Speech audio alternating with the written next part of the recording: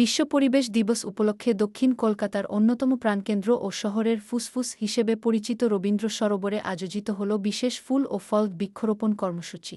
পরিবেশবান্ধব উদ্যোগ কিস্যাঙ্কা র পক্ষ থেকে শ্রেষ্ঠা গঙ্গুলির নেতৃত্বে এই কর্মসূচির আয়োজন করা হয়, যার সহযোগিতায় ছিল কলকাতা মেট্রোপলিটন ডেভেলপমেন্ট অথরিটি খামডা। প্রতি বছর ৫ জুন সারা বিশ্বের সঙ্গে ভারতেও পালিত হয় বিশ্ব পরিবেশ দিবস।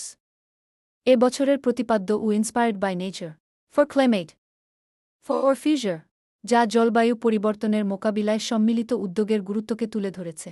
শম্পা দাস, সম্পাদক, দৈনিক নগর সংবাদ, নগর সংবাদ 24.com, নগর টিভি, ভারত, কলকাতা ব্যুরো।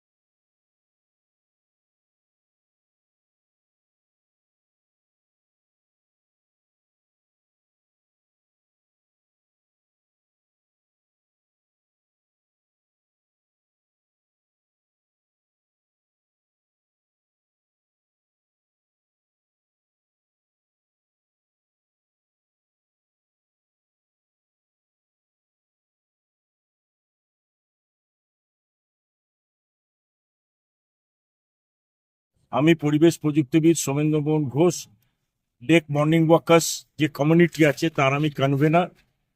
আজকে কিষানকা যারা ইউনাইটেড নেশনের সাথে কাজ করছে এনভায়রনমেন্ট প্রজেক্টে, তাদের সহযোগিতায় আমরা লেক পূর্ব যে মাঠ আছে রবীন্দ্র সরোবরের মধ্যে, গেট নাম্বার 9-এর পাশে, ওই ফুটবল গ্রাউন্ডের চারপাশে 4টে পেরিফেরিতে আমরা ফলের গাছ, ফুলের গাছ লাগালাম। এই বছরের থিম হচ্ছে think for climate and think for future. তো আমাদের যেটা মেন যেটা global slogan, inspired by nature, এই যে এত গাছ আছে, এত পাখি আছে, এত সবুজ আছে, এইটা যাতে নষ্ট না হয়ে যায়, তারা আমাদের বলছে যে আমাদের বাঁচাও। আর তার জন্য আমরা এই যে ইকোলজিক্যাল ব্যালেন্স বা পরিবেশের ভারসাম্য যাতে ঠিক থাকে, রবীন্দ্র সরোবর হচ্ছে একটা ঐতিহ্যপূর্ণ জীববৈচিত্র্য এলাকা। এটাকে বলা হয় বায়োডাইভার্সিটি হেরিটেজ সাইট। আমরা সরকারের কাছে প্রপোজাল রেখেছি, অলরেডি একটা ফাইলও মুভ হয়েছে যে এটাকে বায়োডাইভার্সিটি হেরিটেজ সাইট হিসেবে ডিক্লেয়ার করতে, কারণ এটা শতাব্দী প্রাচীন এবং এখানে 11,000-এর ওপর গাছ আছে, নানান